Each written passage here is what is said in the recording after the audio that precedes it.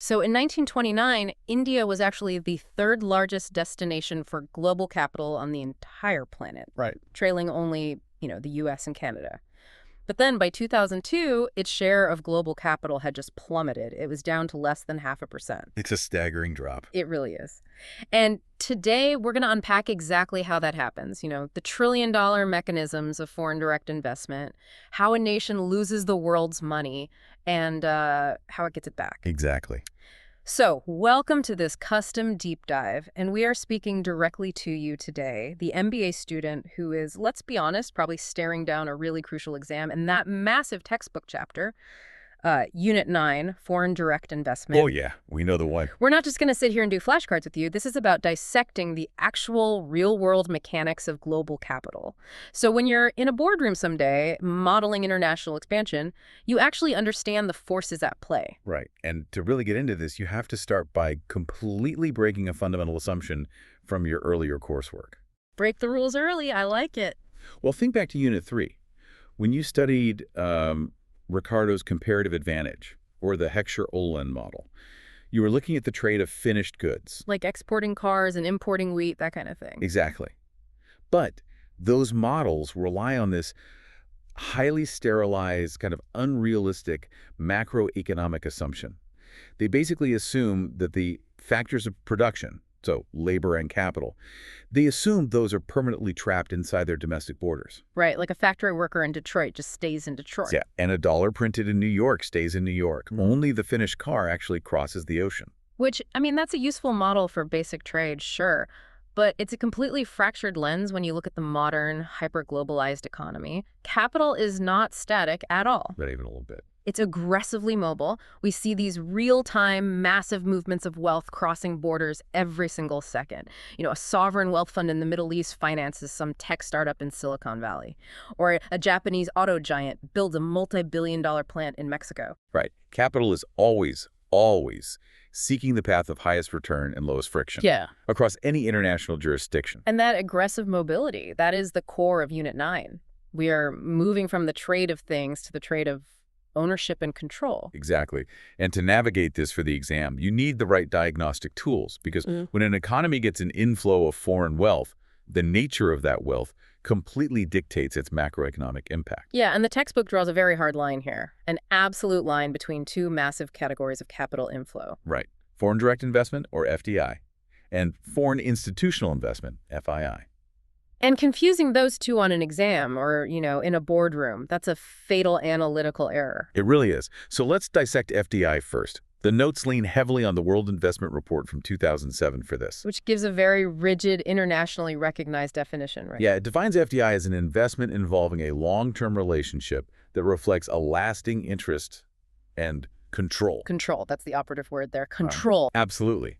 This isn't just a speculative bet on a stock.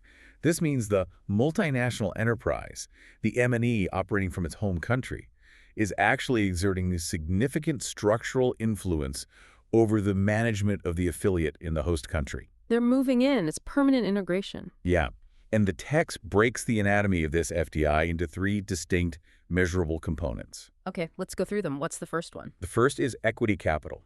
This is the most visible form.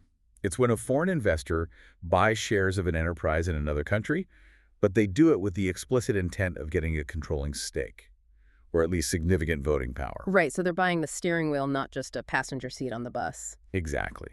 Then there's the second component, which is a lot more subtle, reinvested earnings. Oh, this one is fascinating because it doesn't even involve new money crossing a border, does it? No, it doesn't.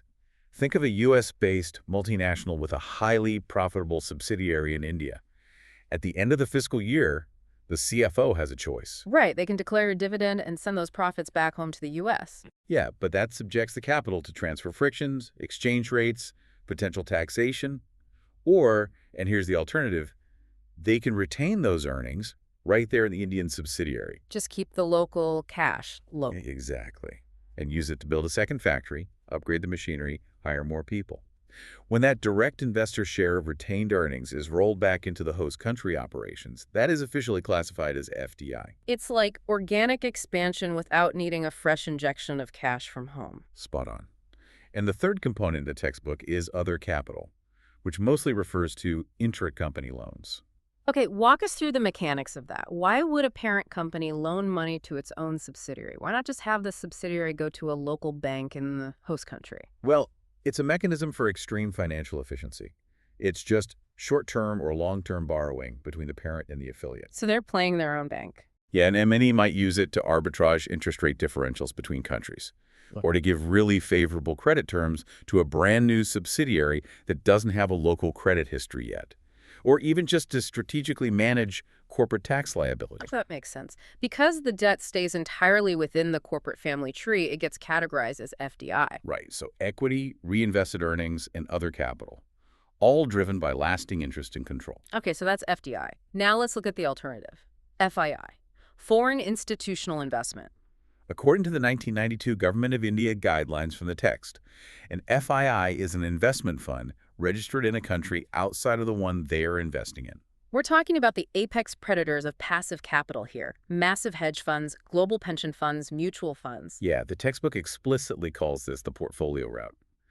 FIIs engage in portfolio investment. It's fundamentally a passive deployment of capital. They're just executing trades on the secondary market, buying bonds, buying shares on the domestic stock exchange. Exactly.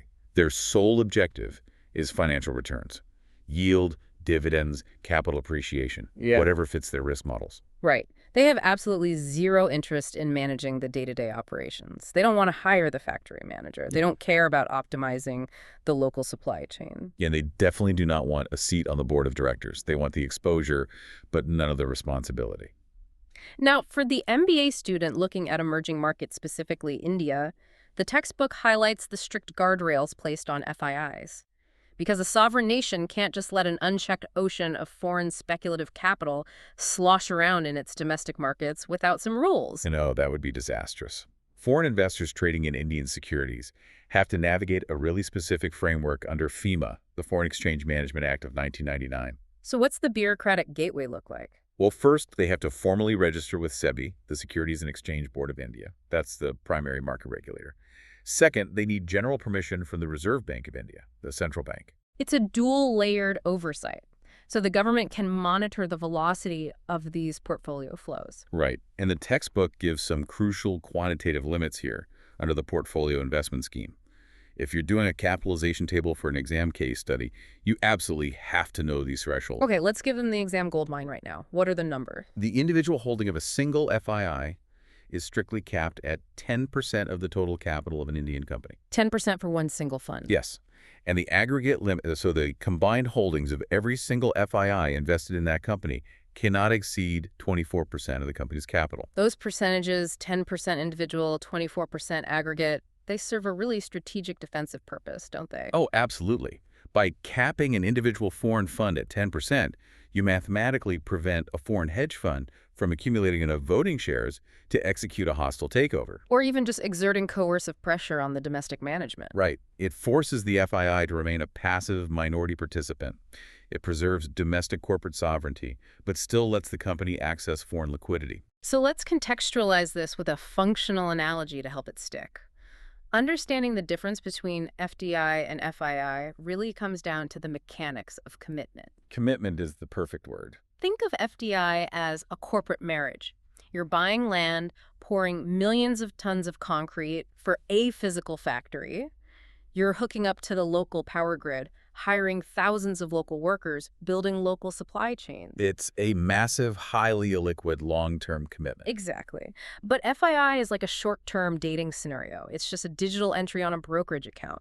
You can buy into a sector on Monday and liquidate your entire position on Tuesday morning with the click of a button. And that fluidity is what makes FII inherently volatile. And that volatility carries profound macroeconomic risks. Because they can pack up and leave overnight. Exactly. The text points out that because FIIs can repatriate their capital at a moment's notice directly from the share market, they often act as accelerators during global panics. Right. If a liquidity crisis starts in New York, institutional investors just indiscriminate dump their emerging market equities to de-risk. Yeah, and that sudden synchronized outflow of portfolio capital can trigger severe currency depreciation. It can crash domestic markets in the host country, completely independent of how the local companies are actually performing. Because the fundamentals of the company haven't changed, but the stock plummets anyway. But here's the thing, they can't sell a half-built semiconductor plant on a stock exchange. Exactly the point. The physical illiquidity of FDI is its greatest macroeconomic virtue for the host country. You cannot wire a physical highway or an automotive plant back to London. It's stuck there. FDI provides structural economic stability because it manifests as tangible infrastructure. It generates sticky employment. The notes cite the historical example of IBM setting up in India. Right, they leased massive office parks, imported IT infrastructure, hired tens of thousands of engineers. And that capital becomes permanently embedded in the local economy. Okay, so FDI targets specific enterprises, builds physical capacity, and is super stable. FII targets the broad market, is highly liquid, and is super volatile. We've got the marriage versus dating concept nailed down. So if FDI is the long-term marriage of capital, how do these multinational enterprises actually structure these investments? The textbook gives us these specific geometric models that are perfect for short answer exam questions. Right. The first major structural decision is how to physically enter the market. Greenfield investment versus the acquisition of shares. Okay, greenfield, that sounds like building from the ground up. That's exactly what it is. It's the purest form of economic expansion. The parent company goes to a foreign jurisdiction and builds its operational footprint entirely from scratch. So you buy literally an empty greenfield. You get the permits, pour the foundation, build the plant, the distribution hubs, sometimes even living quarters for the workforce. Yeah, you're creating a completely new business entity. You're expanding the aggregate productive capacity of the host nation and creating entirely new jobs. It's the ultimate commitment, sure, but it sounds incredibly slow. It is. You have to navigate local construction regulations, environmental studies, completely new hiring pipelines, which brings us to the alternative. Inward investment through acquisition, also known as mergers and acquisitions, M&A. So why would a massive multinational choose to just buy a local company rather than build their own perfect customized factory? Two reasons: speed to market and risk mitigation. Instead of a 5-year construction timeline, you just deploy capital to buy a controlling equity stake in an existing domestic enterprise. Oh, because the infrastructure is already built, the licenses are secure? Exactly. The workforce is trained. Yeah. And most importantly, the domestic company already has established market share and local distribution networks. So if a European telecom giant wants to enter India, building cell towers one by one across the whole country is a logistical nightmare. But buying an existing Indian telecom provider gives them immediate, turnkey access to millions of subscribers on day one. Exactly. And M&A isn't just about markets. It's a fast way to get cheaper inputs, too. You might acquire a local manufacturer just because they've already optimized the local supply chain for raw materials. It's an efficiency shortcut. All right, so that's how the investment is physically built. But the textbook also wants us to understand the directional strategy of the capital flow, the geometry, horizontal versus vertical FDI. Let's look at horizontal first. The text calls this market-seeking FDI. Right. Horizontal FDI is when a firm invests abroad to replicate its exact domestic operations. They're doing the identical thing they do at home, just in a new geography to capture new consumers. Expanding horizontally across the globe, the classic textbook case study here is Coca-Cola, right? Always. Coca-Cola makes drinks in the U.S. They use horizontal FDI to build bottling facilities in Europe, Asia, Africa. They aren't building those plants to ship the soda back to the U.S. No, they're building them to sell that exact same soda to local consumers in those markets. And logistically, this makes perfect sense, because the primary ingredient is water, which is incredibly heavy and super expensive to ship across oceans. Vastly more efficient to just export the proprietary syrup and use horizontal FDI to build local factories that mix it with local water. It's a strategy driven entirely by penetrating foreign consumer markets efficiently. Okay, so that's horizontal. Now, vertical FDI is driven by a completely different macroeconomic imperative. This is efficiency-seeking FDI. Yeah, in a vertical model, the M&E is actively fracturing its supply chain. They distribute the pieces across international borders. They aren't cloning the final product. They're slicing up the vertical column of their business. Exactly. Locating each specific stage wherever it can be executed most cost-effectively. And for the exam, you have to distinguish between the two subcategories: backward vertical FDI and forward vertical FDI. Let's start with backward. A good mental model for this is to visualize the supply chain timeline and just move backward, away from the retail shelf toward the raw earth. Perfect way to picture it. Backward vertical FDI is when an enterprise invests internationally to move upstream in its own supply chain. usually to get direct ownership of raw materials or primary components. And the textbook gives a really illustrative example from India here. MRF, the massive Indian tire manufacturer. Right. Producing tires requires immense quantities of raw rubber. If MRF relies entirely on the open commodity market to buy rubber from Southeast Asian suppliers, they are super vulnerable. Yeah, extreme price volatility, export tariffs, sudden supply chain disruptions. If the price of rubber spikes globally, MRF's profit margins get crushed instantly, and they can't control it. So to neutralize that vulnerability, they undertake backward vertical FDI. They deploy capital to buy a controlling stake in vast rubber plantations abroad, like in Malaysia or Thailand. Oh, so by owning the plantation, they internalize the supply of their most critical raw material. Exactly. They dictate the production schedule, control the cost basis, and insulate themselves from the open market. They've vertically integrated backward. So then forward vertical FDI is just the exact opposite. The multinational moves downstream, away from the factory floor, and closer to the end consumer, investing in sales, marketing, distribution. Yeah, the text highlights Maruti for this, the dominant Indian auto manufacturer. They manufacture vehicles in massive domestic facilities in India, but penetrating the African consumer market requires more than just dropping cars off at a port. Right, you need dealerships. You need to capture that retail profit margin. So Maruti uses forward vertical FDI to purchase or establish car distributorship networks across Africa. They aren't building assembly plants there. They're investing purely in the final downstream stage, getting the product into foreign driveways. Okay, so horizontal clones the business for new markets. Backward vertical secures the raw materials. Forward vertical buys the final handshake with the customer. That geometry is crucial to remember. Now, let's look at the actual empirical flow of this capital. Because the textbook doesn't just offer theories, it has concrete data points in Table 1 and Table 2. And understanding the magnitude of these flows is vital. The historical trajectory of India's inward FDI really illustrates the impact of macroeconomic liberalization. The text references research by Chattari and Khanna here. It says, during the restrictive era of the mid-1980s, India's average annual inward FDI was a microscopic $100 million. Which, in the context of global capital, $100 million is basically a rounding error. It means the world was actively ignoring India. Completely. But after the economic reform started, the numbers escalated violently. By the mid-1990s, the annual flow rose to about $2 billion, and the total accumulated stock of FDI exploded from less than $2 billion in 1991 to an astonishing $39 billion by 2004. It's just an exponential curve of capital absorption, but the textbook also forces us to analyze Table 1, which maps flows during a period of extreme stress, the 2008 global financial crisis. This is the ultimate empirical proof of that marriage versus dating analogy we used. Right, because Table 1 tracks both net FDI and portfolio investment from 2007 to 2012, and as the subprime mortgage crisis in the U.S. turned into a global liquidity freeze, you see a massive divergence. A catastrophic divergence, really. The portfolio investment column, the FII, shows chaotic swings. In the pre-crisis peak, 2007-2008, FII flows into India were super strong, positive $27 billion. Institutional investors were eagerly chasing those emerging market yields. But the very next fiscal year, 2008-2009, Lehman Brothers collapses. Global credit seizes up. That number implodes. It crashes to a negative $14 billion. The FIIs panicked. They liquidated their Indian equity portfolios and repatriated the cash to cover massive margin calls back in New York and London.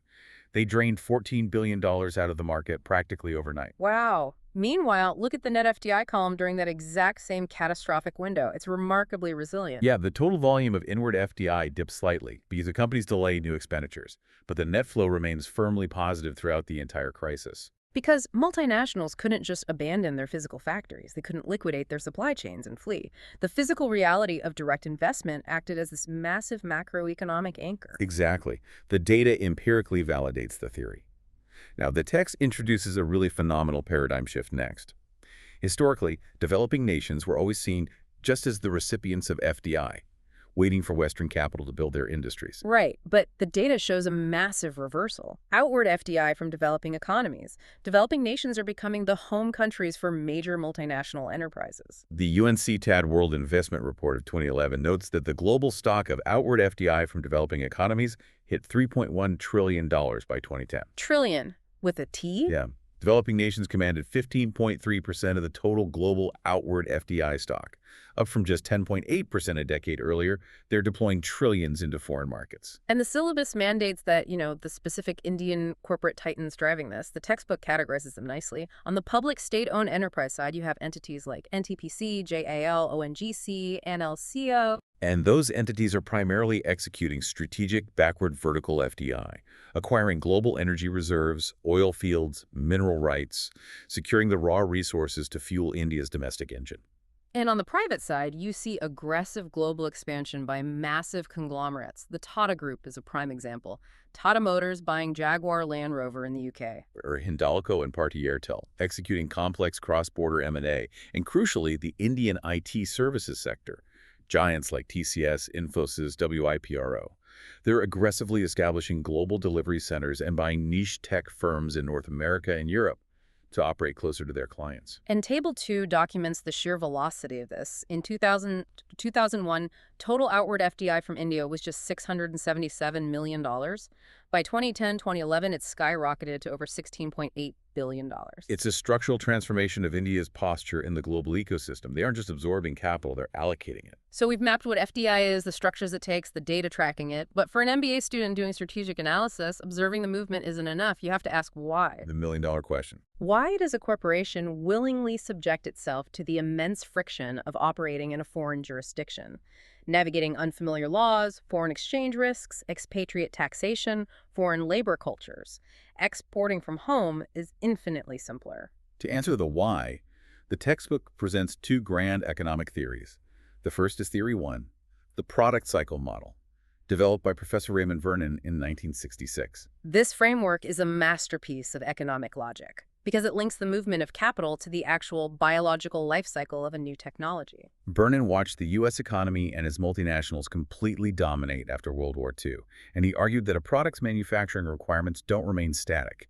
As a product matures, the optimal geographic location for making it physically shifts. And the textbook uses the invention of the radio as the definitive case study here. Vernon breaks the evolution into three highly distinct stages. So let's analyze stage 1, the new product stage. Picture the U.S. in the early 20th century. The radio is just invented. It's a completely novel, unproven technology. In this initial stage, the consumer market is highly unpredictable. Right. The manufacturer has no idea if families will actually pay a premium to put a wooden box that speaks voices into their living room.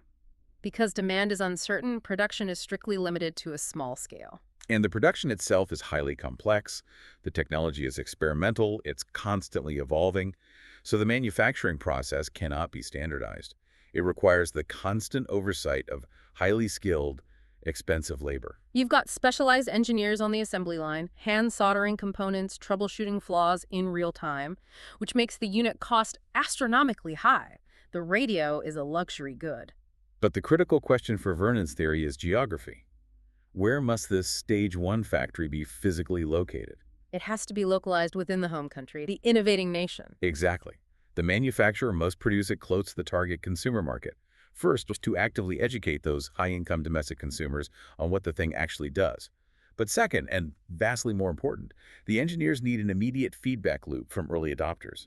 Right. If a component fails in someone's home, the engineer needs to know the next day so they can modify the assembly process.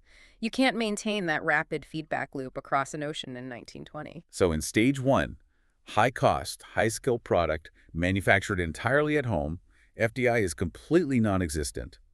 But then the market validates the product. The radio becomes a cultural phenomenon. We transition to stage 2, the mature product stage. The product sheds its experimental status. It's an established commodity now, suitable for mass consumption. Domestic demand explodes, so they aggressively scale up production. And at this point, the U.S. manufacturer realizes consumers in Europe and Latin America want radios too. So the radio transforms into a massive export commodity. And the innovating firm holds an absolute global monopoly. They have the patents, the knowledge, the scale. They dominate the global market purely through domestic production and international shipping. Still no FDI, just loaded boxes onto ships. But inevitably, the technology ages. The mystery fades. And we arrive at stage 3, the standardized stage. And this is the catalyst for the massive movement of global capital. The product hits technological maturity. The engineering to build a radio is completely demystified. The schematics are widely understood, the components are generic, The manufacturing process is just a simple, repeatable system. It's no longer cutting edge. It's a mundane, everyday good. And this standardization is fatal to the original monopoly. Other advanced nations figure out how to build it. The U.S. firm loses its competitive moat. But more importantly, the nature of the labor required changes drastically. Because it's a standardized paint-by-numbers assembly line now, it doesn't need expensive U.S. electrical engineers. It can be assembled by semi-skilled or unskilled labor. And this is the boardroom moment. The CFO looks at the balance sheet and realizes they are paying premium American factory wages to build a standardized commodity that requires zero specialized skill. Profit margins are being crushed by labor costs. Therefore, the geographic epicenter of production physically relocates. The MNE shifts the manufacturing base from the developed nation to developing nations. Why? Because of vastly cheaper unskilled labor. This is the trigger for FDI. The U.S. firm deploys capital to build a massive facility in a developing nation. They use cheap local labor to slash the unit cost, allowing them to remain price competitive globally. But the textbook emphasizes a highly disruptive historical phenomenon in this stage, the catching up product cycle. Yes. Once the technology is internationalized, local firms in the host countries don't just supply labor. They learn the process. Using the radio example, Japanese domestic firms rapidly mastered the standardized techniques. Leveraging their extremely low labor costs at that time, they started producing identical radios for a fraction of the cost of the U.S. MNEs. And they didn't just sell them in Japan. The textbook explicitly says they aggressively exported those cheap radios back into the United States, undercutting the original parent innovators on their own home turf. It creates an existential crisis for the innovating nation. To survive, the developed nation is forced to innovate aggressively. They must leapfrog the standardized technology. In response to the cheap Japanese vacuum tube radios, U.S. firms poured capital into R&D and developed the transistor, creating a vastly superior miniaturized product. They temporarily reclaimed global dominance by creating an entirely new Stage 1 product, resetting the cycle entirely. The strategic takeaway for an MBA here is profound. FDI is the tool a corporation uses to ruthlessly lower production costs on a mature product. By shifting that mundane manufacturing abroad, the firm frees up its expensive, highly skilled home country workforce to focus purely on R&D, trying to invent the next proprietary technology before the imitators catch up. Vernon's product cycle is a brilliant narrative, but it's an incomplete picture. It doesn't explain how modern M&Es operate across every industry. So the textbook immediately introduces theory 2, the eclectic paradigm, universally known as the OLI theory, developed by John Dunning in 1979. OLI. 3 letters that form the ultimate corporate checklist. Dunning argued that for a firm to successfully undertake FDI, 3 distinct conditions must be met simultaneously. Let's start with O for ownership advantage. When a multinational enters a foreign market, they're instantly at a massive inherent disadvantage. The domestic firms already know the local culture, they have relationships with the government, they know the distribution networks. To overcome that, the foreign MNE must possess a unique, overpowering ownership advantage. Do they hold a proprietary production technology? Ironclad patents, sophisticated global management systems, a globally recognized premium trademark. Right. If you're an American fast food company opening a burger joint in Tokyo, your O advantage isn't the ability to cook meat. Local restaurants do that. Your advantage is the multi-billion-dollar trademark, the proprietary supply logistics, the standardized procedures. Without a massive O advantage, you get slaughtered by local competition. But possessing an ownership advantage isn't enough to trigger FDI. You could just use that advantage to make the product at home and export it. This leads to the second condition, L for localization advantage. This shifts the focus to the target country. Does the foreign host country offer specific, localized advantages that make it objectively superior to produce the good there rather than at home? The textbook lists several localization factors: cheaper labor, lower transport costs to regional markets, superior commercial infrastructure, or maybe the host government offers aggressive tax incentives. Okay, let me introduce a functional challenge here. A scenario an MBA student has to be able to navigate. Let's say I run a massive pharmaceutical conglomerate. My O advantage is absolute. I own the exclusive patent for a revolutionary life-saving drug. Okay. My L advantage is clear. I found a country in Southeast Asia with state-of-the-art chemical manufacturing infrastructure and a highly skilled workforce at 1/10 the cost of my domestic workers. So you have your O and your L. Exactly. But why on earth would I authorize a billion-dollar capital expenditure to build my own greenfield factory there, dealing with foreign labor unions, construction risks, currency fluctuations? Why don't I just find a reputable existing local pharma factory in that host country and say, I will license my patented formula to you, you manufacture it with your cheap labor, and you pay me a 15% royalty on every pill sold? Licensing seems infinitely more elegant and low risk. Why engage in the massive friction of FDI? That specific analytical challenge is exactly what Dunning resolves with the final letter, I for internalization. Your question targets the core of modern corporate strategy. Dunning's answer relies entirely on the concept of transaction costs and market failure. Break down the mechanics of those transaction costs for us. When you attempt to externalize your advantage, when you license your formula to an independent foreign entity, you have to build a legal framework to govern that relationship. Negotiating a cross-border contract that dictates every detail of quality control, production volume, and dispute resolution across two different legal systems. It's incredibly complex, slow, and expensive. And the textbook introduces a catastrophic risk factor here, intellectual property rights, or IPRs. This is the definitive variable. The strength and enforcement of a host country's IPR regime strictly dictates whether an MNE will externalize via licensing or internalize via FDI. Think of your patented drug as a highly valuable secret recipe. Right. If the host country has a weak IPR regime, meaning the local courts are slow, corrupt, or just refuse to enforce foreign patents, licensing your technology is functionally corporate suicide. Because the moment you hand the chemical blueprints over, the risk of opportunism skyrockets. The text says, imitators swarm the market, and the MNE will lose its monopoly position. The local factory owner might run your licensed production line during the day, and at night run a shadow shift, making the exact same pill to sell on the black market without paying your royalty. Or they just terminate the contract after a year, having completely stolen your manufacturing process. In a weak IPR environment, the transaction costs of policing that contract are infinite. The market for knowledge fails. Therefore, the multinational is violently forced to internalize the operation. They realize the legal system here cannot protect our asset. We can't trust an external partner. We must deploy the capital, build the factory ourselves, hire our own security, and keep the proprietary tech isolated within our own corporate structure. That forced internalization is the mechanical trigger for FDI. But the textbook adds a brilliant strategic nuance. What happens if a developing nation successfully reforms its legal system? What if they establish sophisticated courts that ruthlessly protect foreign intellectual property? Oh, then the equation flips. If IPR protection is absolute, the transaction costs of licensing plummet. The fear of theft is mitigated by the threat of real legal consequences. In a strong IPR environment, licensing or franchising becomes a highly attractive, low-capital alternative to FDI. So the OLIA paradigm is a rigid sequence. Ownership, do I have a proprietary asset? Localization. Does a foreign country offer a better environment to use it? Internalization. Is the legal environment too risky to let a third party handle it? If the boardroom answers yes to all three, the result is FDI. It's a supremely logical framework, and Dunning's focus on localization brings us directly to the sovereign side of the equation. If multinationals are constantly hunting for the perfect location, how do countries compete to win that capital? Nations actively engineer their economies to be FDI magnets. The textbook outlines a definitive checklist of 7 critical factors that determine a host country's attractiveness. This is the precise scorecard an MNE uses. Let's unpack the mechanics of each. Factor 1, liberal policies. This isn't just politics, it's about friction. Capital hates bureaucratic friction.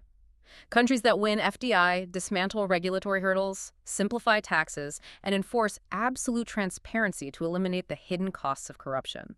If it takes 3 years and 10 bribes to get a permit in country A, but 3 months of transparent paperwork in country B, the capital flows to country B instantly. Factor 2 is physical, transport cost, and infrastructure. Low labor costs mean nothing if you can't move the finished goods efficiently. Nations with extensive coastlines and deep water ports have a massive structural advantage over landlocked nations. And internal infrastructure must be robust, reliable electricity, extensive highways, even functional healthcare to ensure a productive workforce. Factor 3 focuses on demand, economy size or market size. This ties directly to horizontal market-seeking FDI. They want a massive local population to sell to. The text uses India as the quintessential example. The rapid emergence of an upwardly mobile Indian middle class acts as a gravitational anomaly for global capital. Global consumer brands flood in just to capture that domestic purchasing power. Factor 4 introduces a complex labor dynamic, a skilled labor force. M&Es want the optimal intersection of cost and capability, high productivity, specific technical skills, but low relative wages. The textbook cites the explosion of the Indian IT and BPO sector. India attracted unprecedented FDI into call centers and tech support because they offered a massive demographic of highly educated English-speaking graduates at a fraction of the cost of North American labor. But for different industries, Factor 5 applies. Strictly low wage rate. If the MNE is doing labor-intensive, unautomated production like garments and textiles, specialized skills are irrelevant. The goal is minimizing manual labor costs. The notes point to Bangladesh, Vietnam, and historically India absorbing massive waves of FDI from Western apparel conglomerates purely to outsource sewing. Factor 6 targets the corporate balance sheet directly. Low corporate taxes. Capital is highly sensitive to yield. M&Es aggressively structure global operations to domicile in jurisdictions with favorable tax environments. The text highlights Ireland as a masterclass here. By keeping a highly aggressive, low corporate tax rate, Ireland attracted the European headquarters of trillion-dollar tech titans like Google, Apple, and Microsoft. Finally, Factor 7 acts as a prerequisite for all the others. Political stability. FDI is long-term risk assessment. If a host country suffers from chronic political volatility, regime changes, unpredictable economic policy shifts, or the threat of asset expropriation, the risk premium is just too high. Extreme political risk violently repels long-term investment no matter how cheap the labor is. So, assume a nation successfully engineers its economy, hits all 7 factors, and attracts massive multinational capital. The textbook demands we analyze the consequences. Is this influx of foreign wealth universally beneficial? For the MBA student, analyzing the advantages versus disadvantages is the perfect architecture for a high-level evaluate essay question. You have to look at both the host country and the home country. Let's systematically analyze the host country advantages first. If you want to show deep understanding on an exam, the absolute magic phrase you must use is technological spillovers. It is the most critical concept in this section. A technological spillover is an economic externality. It occurs when the domestic economy successfully absorbs advanced proprietary information or management methodologies from the foreign MNE, entirely without compensating the MNE. They acquire the knowledge for free. But how does that mechanically happen? Because MNEs are paranoid about protecting their own advantages. They don't just hand out blueprints. The transfer happens organically through proximity. The textbook details several transmission mechanisms. First is the demonstration effect. Local competitors just observe the foreign giant. They analyze the factory layout, observe the assembly line efficiency, study the marketing campaigns, and they actively copy and integrate those innovations into their own operations. The second mechanism is labor mobility, the defection of trained employees. When an MNE builds a massive facility, they hire and train thousands of local workers in their proprietary systems. Eventually, a highly trained local manager might resign and use that elite knowledge to launch their own rival domestic firm, instantly upgrading the local industry's capability. Exactly. The third mechanism involves supply chain linkages. To operate efficiently, the MNE often prefers to source components locally, but existing local suppliers usually fail to meet the MNE's global quality standards. So the MNE is forced to actively train and upgrade the technological capabilities of those local suppliers just to get the parts they need. That permanently upgrades the local supplier base. And finally, there's reverse engineering the finished products. The aggregate effect is a massive free acceleration of the host nation's technological capability. Plus, FDI rapidly builds the national capital stock, accelerates GDP growth, and increases domestic employment. And because foreign firms often pay wage premiums, they force domestic rivals to increase compensation too. However, we have to balance the analysis. Let's pivot to the host country disadvantages. What are the severe risks of inviting foreign corporate behemoths into a developing economy? The primary concern in the notes is ruthless resource exploitation. If a massive multinational uses backward vertical FDI, establishing open pit mining to extract minerals, or using extreme low-wage labor for garments, they often act with total disregard for local environmental degradation or long-term sustainability. They extract the wealth, repatriate the profits, and leave the host nation with depleted resources. There's also a profound sociological anxiety addressed in the text: the fear of cultural homogenization. Developing nations have deep, unique cultural identities. When they open their borders to the overwhelming marketing budgets of global titans like Coca-Cola or McDonald's, there's a legitimate fear that local traditions and cultural nuances will be eradicated by a standardized global consumer culture. And this culminates in a very heavy concept mentioned in the notes, modern-day economic colonialism. For developing nations that endured actual colonialism, there is deep anxiety that allowing foreign conglomerates to control critical infrastructure or energy sectors leaves the nation fundamentally subservient to the economic whims of foreign powers. It's a perceived loss of sovereign control. That covers the complex dynamic for the host country. We must briefly address the home country, the advanced nation deploying the capital. Why is outward FDI economically advantageous for them? If it's efficiency-seeking FDI, like shifting radio production to a cheaper Asian hub, the primary beneficiaries are domestic consumers at home who get vastly cheaper retail goods. And if it's market-seeking horizontal FDI, the home country's tax revenues can increase as their domestic corporations become massively profitable globally. But the home country disadvantages are politically explosive. When a U.S. corporation spends $1 billion to build a factory in Mexico or India, that's $1 billion deliberately not invested in Ohio or Michigan. Outward FDI is often viewed politically as severe negligence towards the domestic workforce.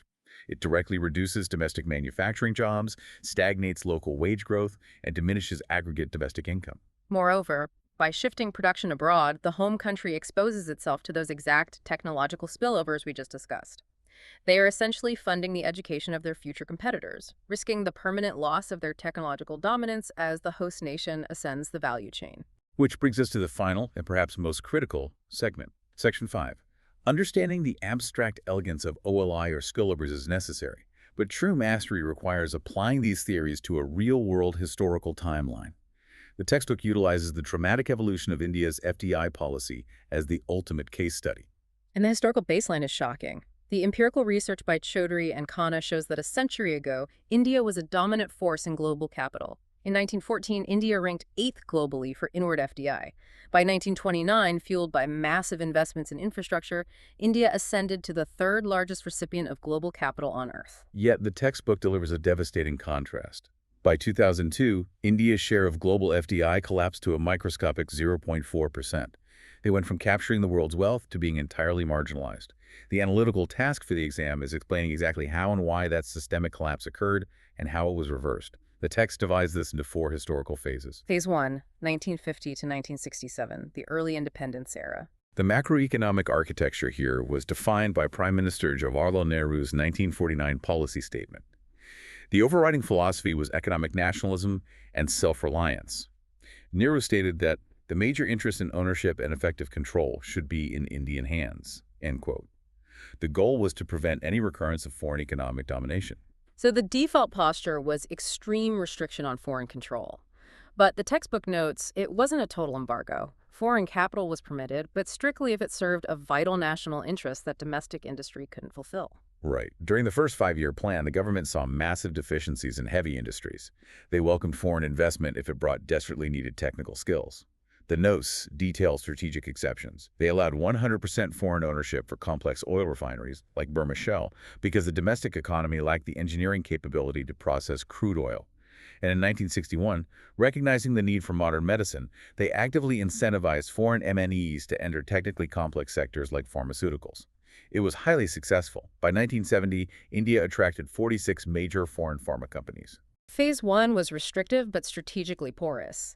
But then the climate shifted radically, plunging the country into Phase 2, 1967 to 1980, the era of draconian restriction. This is when the doors were violently slammed shut. The defining legislative weapon was FARA, the Foreign Exchange Regulation Act, enacted in 1974. FARA wasn't designed to regulate capital, it was designed to suffocate it. The core mandate was an absolute rigid cap on foreign equity ownership, strictly limiting it to a maximum of 40%. The strategic intent was clear. A foreign MNE was legally forbidden from holding a majority controlling stake in their own Indian subsidiaries. They had to surrender majority control to domestic Indian partners. And crucially, violating FARA was not a civil infraction, it was a severe criminal offense. Foreign executives faced potential criminal prosecution. The macroeconomic fallout was immediate and devastating. When forced to choose between surrendering 60% of their operations to local control or abandoning the market, the global titans left. The textbook explicitly notes that during the late 1970s, as a direct consequence of FARA, 54 major multinational corporations liquidated their Indian operations. Global behemoths like IBM, Eastman Kodak, and Coca-Cola simply walked away from a market of hundreds of millions of people because the regulatory environment was too toxic. But the assault on foreign capital wasn't just equity ownership. It extended into intellectual property, perfectly illustrating Dunning's internalization theory. The text highlights the catastrophic impact of the 1970 Patent Act. Driven by a socialist mandate to ensure medicines and food remained artificially cheap for the impoverished population, the government fundamentally altered patent law. They strictly granted process patents, while outright refusing to recognize product patents in pharmaceuticals and food. We need to dissect the mechanics of that. It's vital.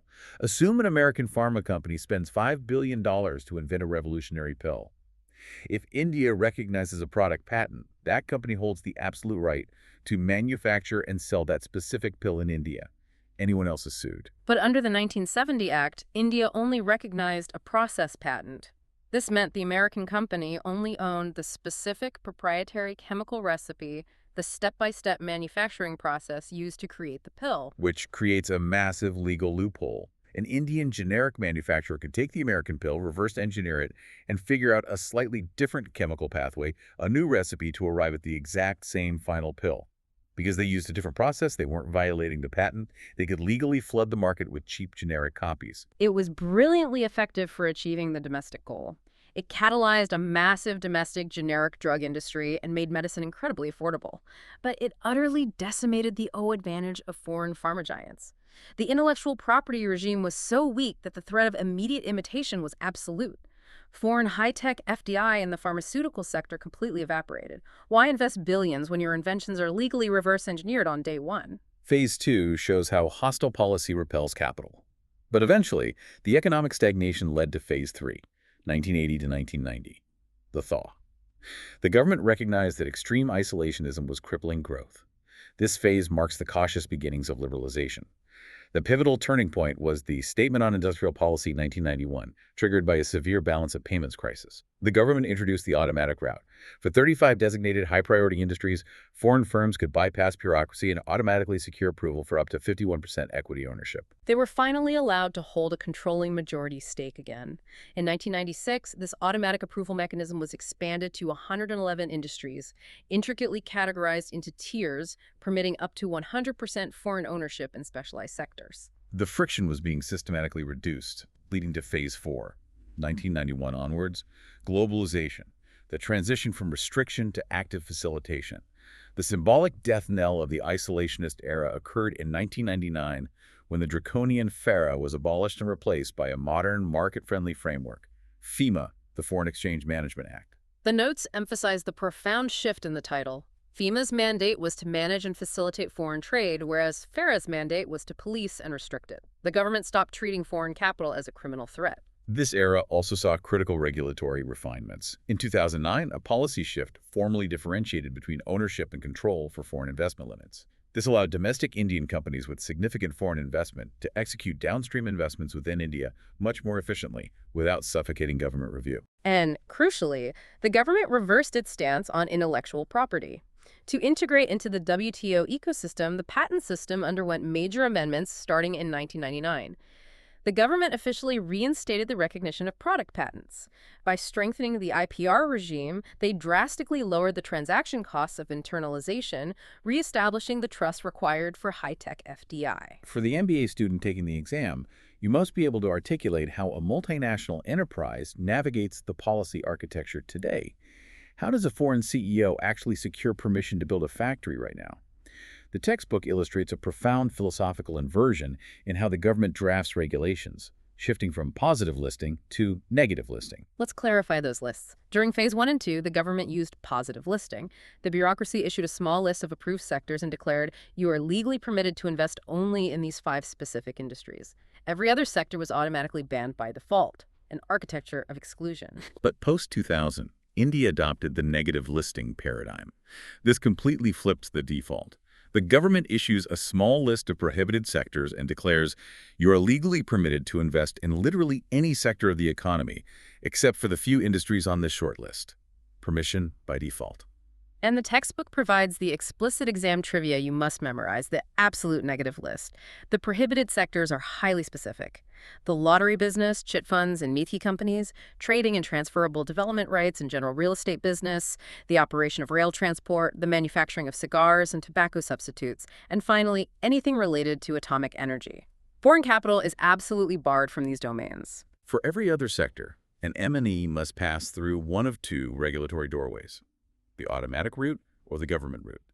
The automatic route allows Indian domestic companies in the vast majority of sectors to issue up to 100% of their equity shares to foreign investors without requiring any prior explicit approval from the government or the RBI. The M&E simply executes the transaction, completes post-investment filings, and deploys the capital. It removes bureaucratic friction entirely. But the sovereign state never fully relinquishes control. The second doorway is the government route, which involves rigorous vetting by bodies like the Foreign Investment Promotion Board or FIPB. The government route is reserved for sectors with profound strategic or national security implications. An M&E cannot simply wire the money. They must submit detailed proposals and secure explicit prior authorization. These heavily guarded sectors include domestic banking, petroleum exploration and refining, defense manufacturing, print media and broadcasting, civil aviation, and telecommunications. The state maintains absolute gatekeeping over the nervous system of the nation. Let's step back and synthesize the immense volume of theory we've dissected today. We established the critical baseline, the stable, physical corporate marriage of FDI versus the highly liquid, volatile romance of FII portfolio investments. We mapped the geometry of global expansion, horizontal integration to capture consumers, backward vertical to secure raw materials, and forward vertical to control retail distribution. We analyzed Vernon's product cycle, watching a technology evolve from a high-cost innovation into a standardized commodity, relentlessly seeking the lowest cost of global labor. We dissected Dunning's OLI framework, proving exactly why crippling transaction costs and weak IPR violently force multinationals to internalize their operations. We evaluated the sovereign scorecard, the 7 factors nations manipulate to become FDI magnets. We weighed the transformative power of free technological spillovers against the anxieties of economic colonialism. And we traced the dramatic narrative of India's relationship with global capital from isolationism under FARA to the reopening under FEMA. When you walk into your exam, or into a corporate strategy role, you now possess a highly sophisticated technical vocabulary. You aren't just writing about learning from foreigners, you're analyzing technological spillovers via labor mobility. You aren't just saying a company built a factory, you're arguing that weak IPR forced the M&E into internalization to mitigate prohibitive transaction costs. Utilizing this precise language demonstrates absolute mastery. But before we conclude this deep dive, I want to leave you with one final, deeply provocative strategic scenario to analyze, something that challenges the foundational assumptions of the textbooks. The entire edifice of global supply chains for the last 50 years has been built upon Vernon's product cycle model. Exactly. The fundamental law of gravity for Vernon's Stage 3 is the absolute certainty that once manufacturing becomes routine, M&Es will ruthlessly shift production to developing nations to exploit cheap human labor. That geographic labor arbitrage has driven trillions of dollars of FDI. But we are currently standing on the precipice of a radical technological paradigm shift.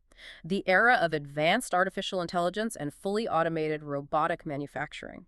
If an American or European facility can operate 24 hours a day, staffed entirely by highly efficient robotic systems, the comparative cost of human labor drops effectively to zero, regardless of geography. It's a scenario that breaks the fundamental logic of the current models.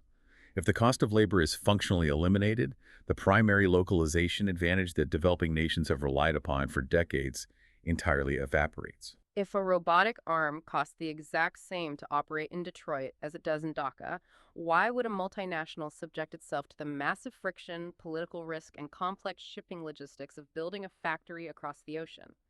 Will we witness a violent historic reversal of global capital flows? Will the trillions of dollars of outward FDI suddenly reverse, flowing rapidly backward into developed nations so that automated manufacturing can be localized directly next to the final consumer?